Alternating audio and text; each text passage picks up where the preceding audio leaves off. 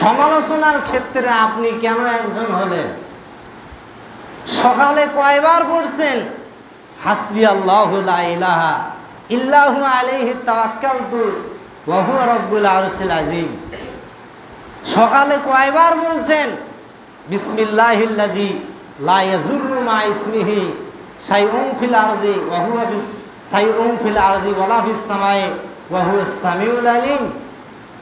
এই দোয়াটা সুনান তিরমিজির মধ্যে বর্ণিত হয়েছে। রাসূল সাল্লাল্লাহু আলাইহি সাল্লাম বলেছেন, কোনো পুরুষ হোক কোনো মহিলা হোক, যদি কেউ সকালে 3 বার এই দোয়াটা পাঠ করে, সন্ধ্যাবেলায় 3 বার পাঠ করে, আল্লাহ পাক রব্বুল আলামিন সমস্ত বালা মুসিবত থেকে রব্বুল আলামিন তাকে হেফাজত করবেন। সম্মানিত মুসল্লিয়ান ইকরাম, জাহান্নামীরা জাহান্নামের মধ্যে